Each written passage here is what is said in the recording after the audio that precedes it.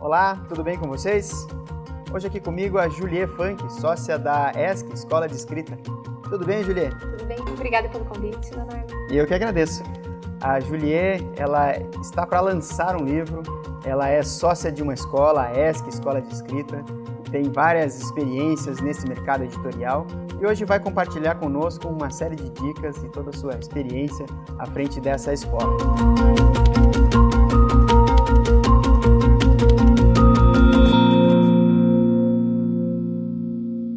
Julie, me conta um pouquinho, o que você faz quando você não está trabalhando? Estou pensando no trabalho. Pensando no trabalho. Quando a gente tem empresa, não tem muito o que fazer, né? É um processo constante de vigilância, assim, mas no bom sentido da coisa. Tem um trabalho em paralelo que é como escritora, e claro, quando eu não estou trabalhando oficialmente na escola, eu estou escrevendo ou editando, revisando livros de alunos, amigos e, enfim, os meus próprios projetos também, então acho que não tem essa parte, não estou trabalhando, né? Estou sempre Entendi. A partir do programa de hoje, eu pensei em incluir uma pergunta, qual que é o seu livro de cabeceira? E noto que até foi uma coincidência começar justamente com você, que é uma pessoa do mundo da literatura, então qual que é o seu livro de cabeceira, aquele livro que te marca, que você consulta, aquilo que mais te inspira? É difícil falar em um livro predileto, principalmente quando a gente trabalha com isso. Parece que é mais fácil, né? Sim. Mas pelo contrário, é mais difícil. Porque acho que os livros vão mudando no decorrer da própria trajetória. Conforme nós vamos amadurecendo. Né? Exatamente. Mas tem dois livros que eu gosto bastante. Um que se chama Cidades Invisíveis, do Italo Calvino. Ele faz parte de um ritual, assim, de viagem. Sempre que eu vou viajar, eu leio ele. Ele é um livro bem curtinho e, enfim, eu sempre releio ele. Então, ele é um livro que está sempre comigo. E um outro livro que é O Jogo da Amarelinha, do Júlio Cortázar. Ele tem uma proposta de leitura não linear. Então, eu posso ler ele muitas vezes, que eu ainda vou estar lendo pela primeira vez esse livro. Tanto ele quanto Cidades Invisíveis. Mas acho que são os dois que eu posso lembrar logo de cara. Assim. Bacana. Vou colocar o link aqui depois dele para o pessoal ler. São boas leituras, recomendo. E me conte como que começou a ESC, né, a Escola de Escrita. Então, a escola ela tem uma história bem particular, assim, porque eu digo que eu não quis ser empreendedora, nem montei a escola, aconteceu, né? Foi um processo muito, que acho que é muito similar a de muitos empreendedores que não são da área corporativa ou não são da área de administração. Eu sou da área de educação, sou da área de letras, então me formei professora, e aí, de repente, tem uma empresa na mão, né? Mas um pouquinho antes já tinha uma trajetória empreendedora em Cascavel, sou de Cascavel, e aí comecei a dar algumas aulas voltadas para um trabalho de linguagem corporativa, comunicação institucional, para alguns jornalistas e publicitários, principalmente profissionais da comunicação. Sempre voltados a grupos de empresas específicas, né, empresas de comunicação. E aí essa demanda, mesmo das pessoas que não estavam nesses grupos de comunicação que me contratavam, começou a acontecer.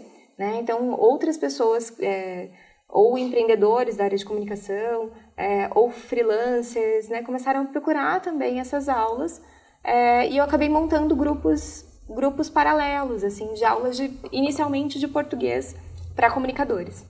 E aí isso começou a crescer, eu não tinha espaço de trabalho, e aí eu morava sozinha, então eu tirei a TV da frente da sala. Excelente. Né? Montei uma sala de aula em casa. E tirei a porta brinco sempre que a primeira mesa que eu tive na escola foi a porta da minha cozinha. Tirei a porta da cozinha, coloquei em cima de dois cavaletes. Coloquei em cima de 2 cavaletes. E aí virou um espaço de sala de aula. É claro, super descontraído também, com a proposta que segue até hoje, né, na identidade da escola, que é tentar transformar um espaço de sala de aula num espaço menos sala de aula possível. Né? Então isso tá ali no DNA da própria empresa, enfim. Começou assim. Então eu comecei em coworkings aqui em Curitiba, em 2014, eu acho. E aí, logo na sequência, a partir disso, a escola precisou começar a pensar como uma escola, não mais a Julie dando aula. Né? Mas então mais uma estrutura mais... Uma estrutura que desse certificado, que tivesse a possibilidade de ter outros professores, assim, que crescesse. Né? Então, foi um processo de começar a pensar nisso como uma unidade de marca, assim.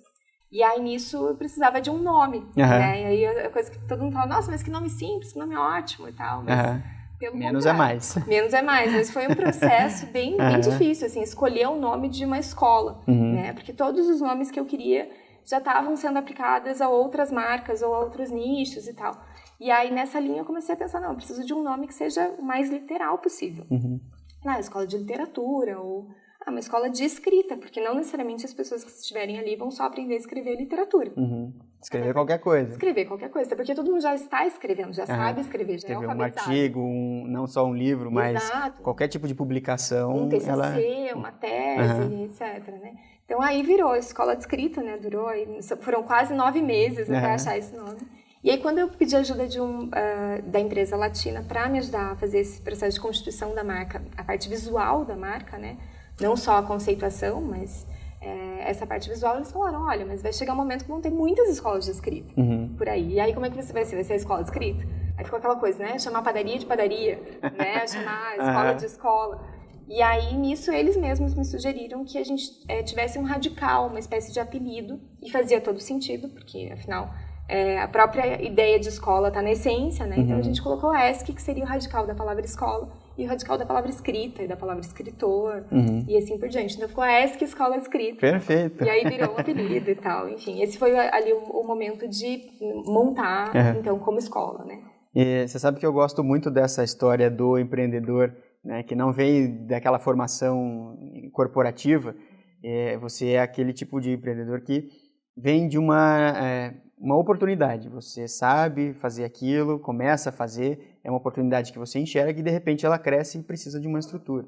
Isso tem até uma pesquisa aqui no Brasil do GEM, né, o Global Entrepreneurship Monitor, que é feito pelo IBQP, se não me engano, que ele aponta justamente uma inversão nos últimos anos dos empreendedores que criam empresas por oportunidade, em oposição àqueles que fazem por necessidade.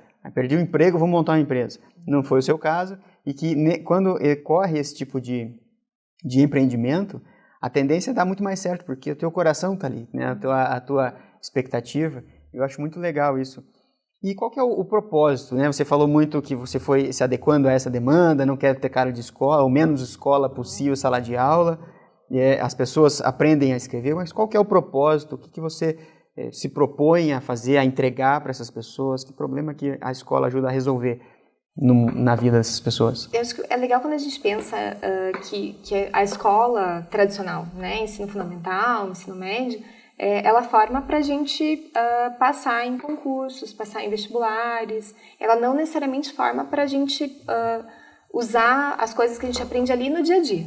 Né? Então, a ideia da escola de escrita é tentar mostrar que tudo aquilo que a gente aprendeu na escola pode ser utilizável, né? Que você pode, assim, mesmo passando 11 anos dentro de uma aula de língua portuguesa ou dentro de um espaço que não se propõe a fazer nada mais do que fazer com que você decore regras e tal, você consegue usar isso de maneira estratégica também, né? Quanto mais a gente dominar esse discurso linguístico, quanto mais a gente dominar a língua portuguesa, no sentido de, não norma culta, de saber escrever certinho, não, mas de dominar o discurso. Aqui eu posso falar do jeito que eu falo normalmente, né? Aqui eu posso esquecer um plural, que isso não vai afetar a minha credibilidade, né? Não vou chegar para minha avó e né, ficar falando toda de maneira pomposa. Toda empolada. Isso não faz sentido, né? Mas assim, para a gente chegar nisso, de dominar o discurso, dominar a língua, a gente precisa entender que a gente pode fazer isso, né? E a literatura especialmente, né, de todas as artes, eu imagino que a literatura, que é o nosso campo de atuação, tenha uma reserva de mercado ali de, não, eu posso ser escritor porque eu nasci inspirado e tal. Ninguém pode ser, né? Como se isso não fosse possível de ser ensinado. Não estou dizendo que a gente é uma escola de formação de escritores, que a pessoa vai entrar ali e saber, né, como escrever um livro de sucesso, publicar o livro, vender muitos livros e ficar rico. Isso não acontece. Assim como eu fiz aula de piano quando era criança e eu não sou pianista, né? E tá tudo bem, mas isso educou o meu ouvido.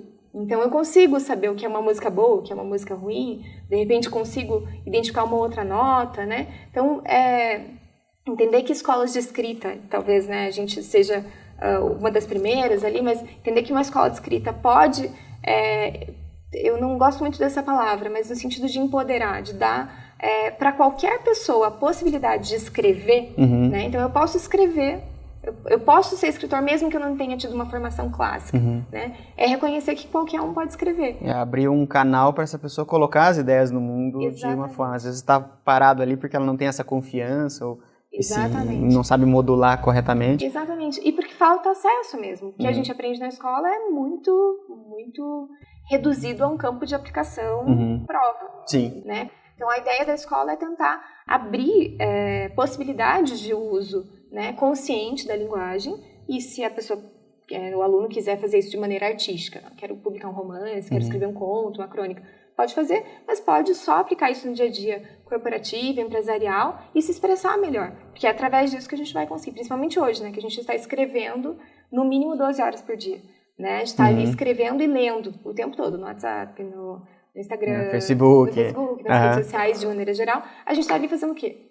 Escrevendo. E o e-mail também, né? Que claro. acabou sendo, não é mais, eu preciso colocar dentro de uma forma um documento corporativo, fazer um memorando. Quem faz memorando hoje, né? Ninguém mais faz memorando, mas o e-mail tem que estar ali, bem escrito, e você tem que conseguir ali expressar tudo aquilo que você quis. Então, se for para resumir o que é a escola, né? A gente brinca que é uma escola de deformação de escritores, né? Não de formação.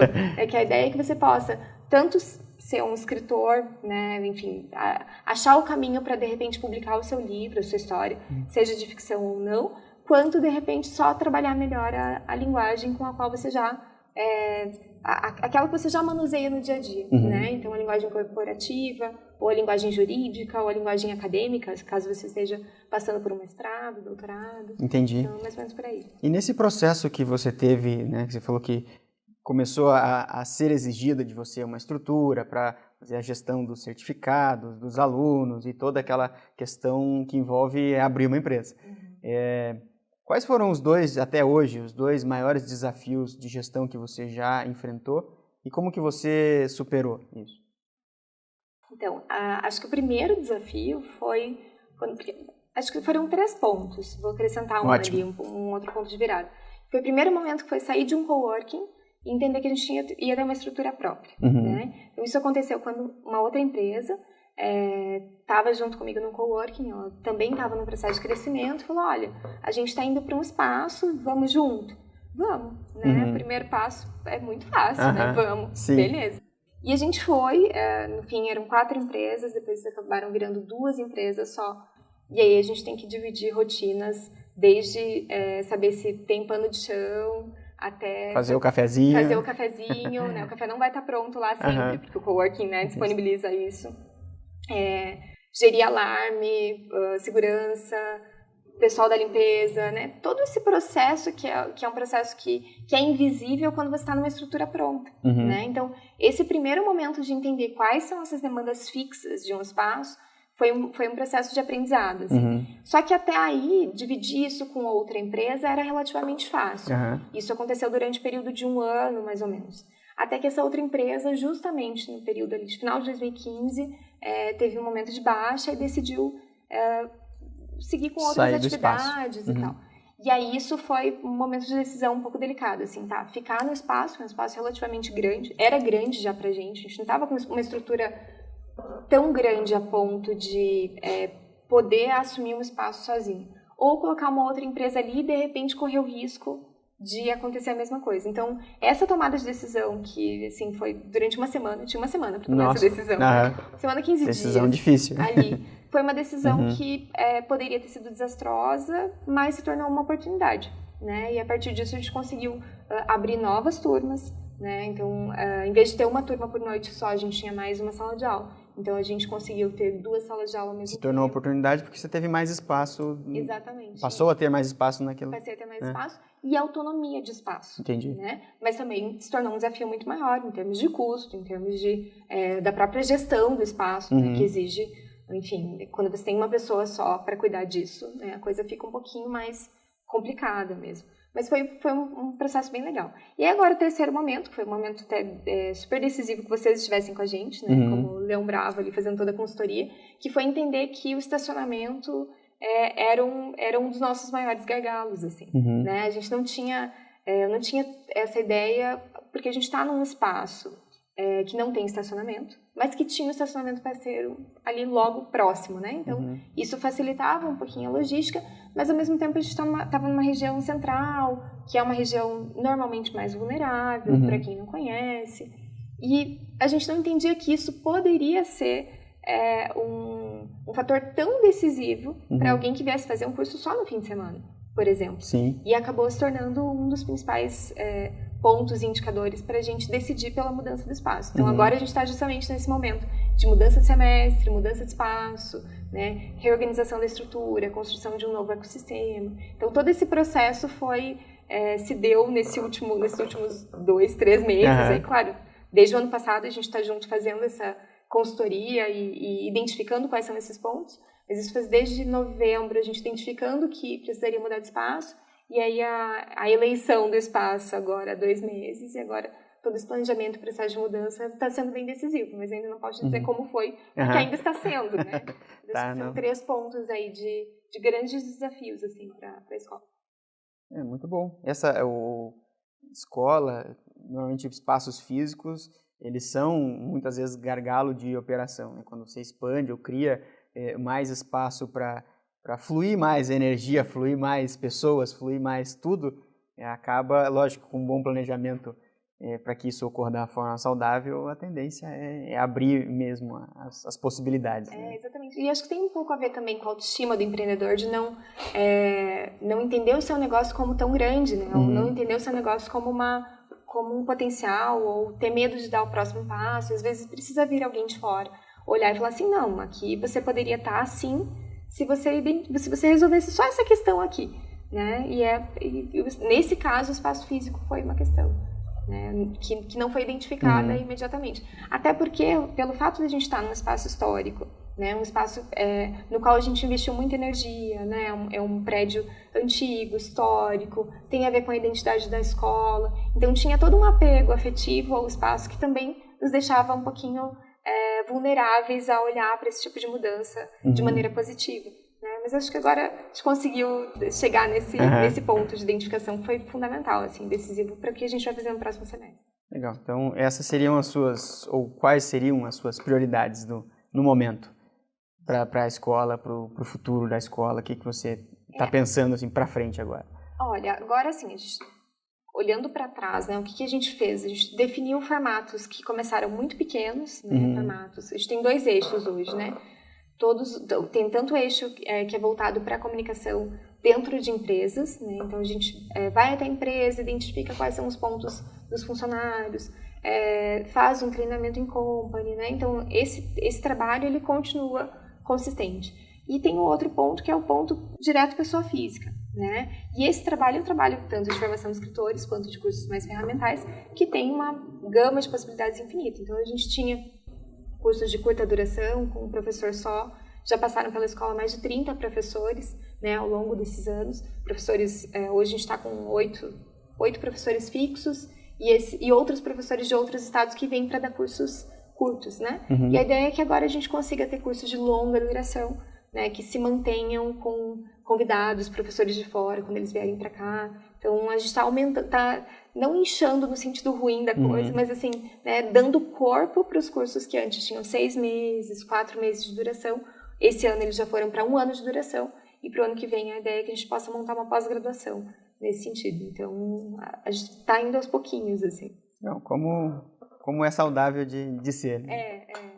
E me conte uma coisa, como que você faz, ou que ferramentas que você usa no dia a dia para a gestão do seu negócio? Como que você organiza a sua agenda? Como é que é o teu dia a dia? Que ferramentas que você usa?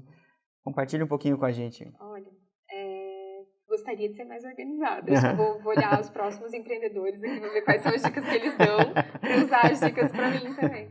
Mas a gente tem, assim, passado a usar alguns aplicativos que otimizam planilhas, otimizam informações que, num primeiro momento, podem estar espalhadas, né? Então, agora a gente está para implantar um sistema financeiro que pode já otimizar boa parte do processo burocrático financeiro, que é o meu, como empreendedora, que não tive formação nessa área, o meu principal gargalo, né?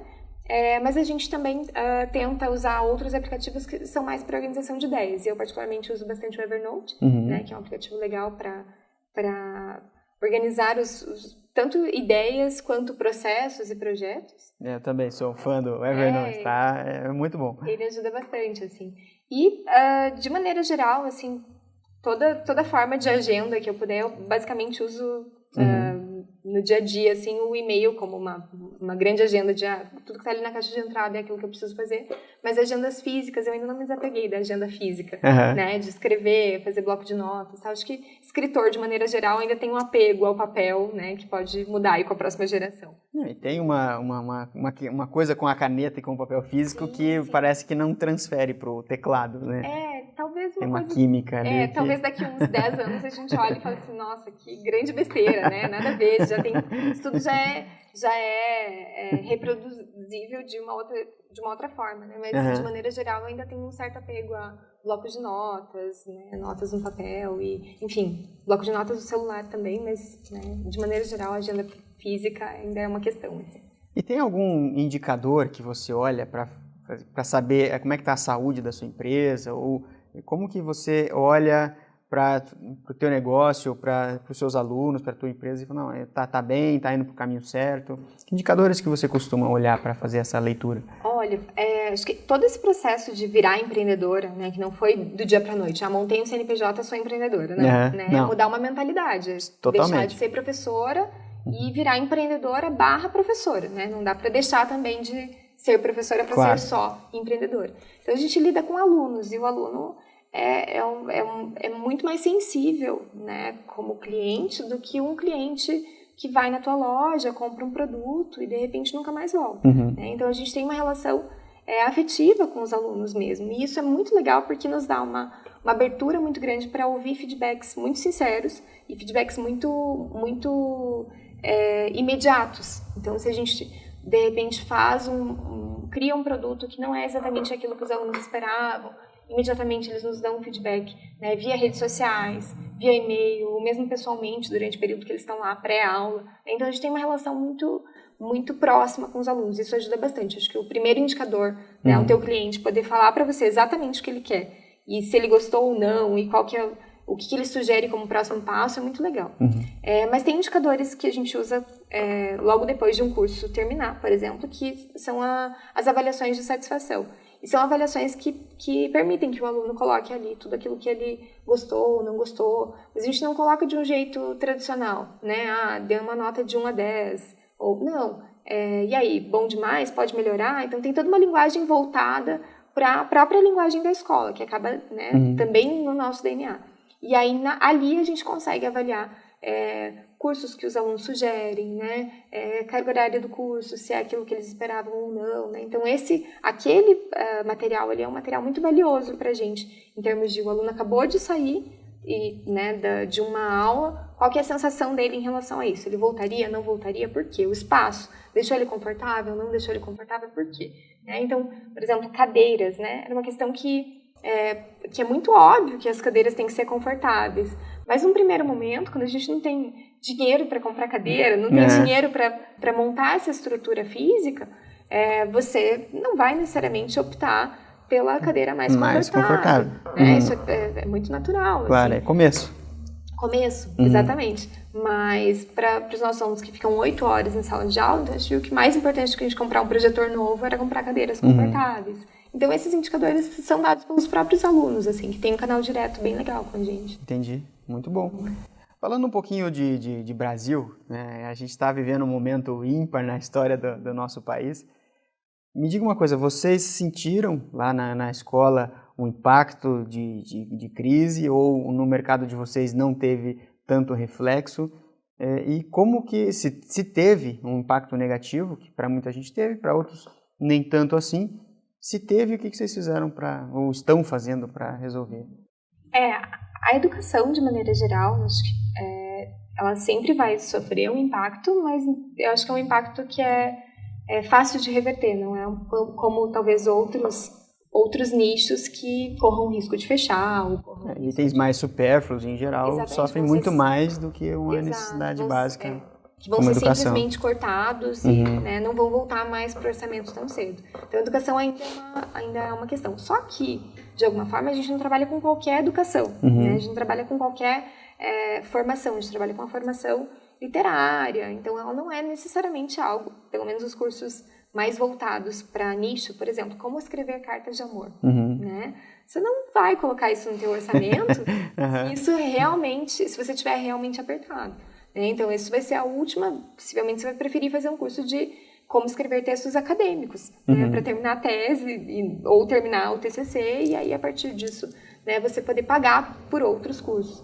Mas a gente, por conta disso, eu acho que a gente sentiu, mas não tanto quanto outras empresas. O que a gente tem feito é focado nos cursos mais ferramentais, claro, que sempre foram fortes. A escola começou assim, né, com cursos mais voltados para aperfeiçoamento mesmo, né? E a gente continua dando aula para empresas, né? Acho que são esses dois caminhos. Mas como está no DNA da escola, trabalhar com criatividade, com formação literária, a gente não pode deixar que isso aconteça. Então, o que a gente fez foi tentar aumentar o braço ferramental para que a gente não precisasse matar o braço criativo. Entendi. Né? Então, a gente tentou dar equilíbrio para que as duas coisas continuassem se sustentando. Você aumentou um pouco o portfólio ali para tentar abranger um mercado um pouco maior ali. Exatamente, para a gente conseguir se manter, né, em pé e não precisar cortar coisas que são as coisas legais de fazer. Tipo isso, né? Como escrever cartas de amor, que vai ser bem legal. Bacana. E no teu setor de educação, de escrita, o que você acha que é a tendência daqui para frente, 3, 5, 10 anos? O que você vê do futuro nessa área que vocês estão atuando? Olha, eu acho que uma tendência... Porque, assim, a gente tem dois mercados que impactam diretamente no mercado da escola, né? O mercado editorial, por exemplo, ele impacta diretamente no nosso mercado, né? Mesmo que a gente não trabalhe especificamente com isso. Então, a gente viu aí o fechamento de grandes editoras, né? A COSAC, por exemplo, teve um impacto muito grande, o fechamento da COSAC teve um impacto muito grande no mercado literário, porque era a editora com um portfólio muito legal e um trabalho muito minucioso, com um projeto gráfico, com a própria impressão. Então, eram produtos de desejo, praticamente, os livros que se faziam ali. E aí, isso, claro, né, a partir dali, várias pessoas foram montando suas próprias editoras menores, né? Então, essa coisa do eu mesmo faço, né? Eu sou um empreendedor pequeno, de uma pequena editora, mas eu tanto faço a parte gráfica, quanto ajudo no processo de venda desse produto, reviso também, enfim, as pequenas editoras, elas ganharam muita força agora, nos últimos 5 anos, mais ou menos. E essas pessoas que estão querendo montar editoras, ou que estão querendo trabalhar em editoras pequenas, elas acabam procurando a gente para se especializar, seja no curso de revisão e edição de texto, ou seja, para procurar alunos que tenham bons textos e que podem se tornar o portfólio deles. Olha só. Então, acabou que essa mudança brusca no mercado editorial acabou se tornando também um jeito mais fácil de os nossos alunos poderem chegar a editoras um pouco menores, né? Seria muito mais difícil para um aluno nosso chegar numa editora do eixo Rio-São Paulo que não dê acesso a autores novos, né? E o fato de hoje a gente ter muitas pequenas editoras, algumas que inclusive começaram ali na escola ou que são criações de alunos nossos ou de pessoas que começaram ali, também podem acabar sendo um jeito dos nossos alunos começarem a ter contato com essas editoras. Então, eu vejo que, assim, foi um impacto negativo no primeiro momento, mas essa coisa de dominar quase todo o processo do meio de produção pode acabar sendo muito positivo para a gente que faz com os próprios meios, assim. Entendi. Né? Enfim, facilitar a publicação de textos de alguns alunos. Muito bom, acaba virando um ecossistema que se retroalimenta. Exatamente, e involuntário, né? Não foi um ecossistema criado, né? Um ecossistema que é natural, né? Evoluiu mesmo. Que é orgânico mesmo, né? Então isso pode ser bem legal. Eu não vejo como negativo, assim, eu acho que a gente está no momento é positivo, com certeza, de somar forças, né? Sinergia. E até em termos, né, de educação, assim, eu acho que o fato de terem mais escolas livres, mais escolas que não foquem necessariamente numa formação linear e uma formação hierárquica, né, mas que, pelo contrário, deshierarquizem a educação, né, e transformem os próprios alunos também em agentes dentro de sala de aula, acho que isso vai ter um impacto muito grande para a próxima geração, que está entrando na escola daqui 3, 4 anos, né, e que vai começar a ter professores que também pensam diferente, né, não mais aquela sala de aula, o professor em pé, né, olhando os alunos de cima para baixo, e os alunos, só ele fala. Só ele fala. É um monólogo, não é uma Exatamente. criação. Né? E aí, nisso, eu não falo mais nem só de escola de literatura, qualquer outro tipo de escola. É um modelo de educação universal. Né? Exatamente. Que está em xeque. Exatamente. E para a gente fechar esse nosso bate-papo, eu queria de você algumas dicas aí para os nossos bravos empreendedores que nos estão assistindo.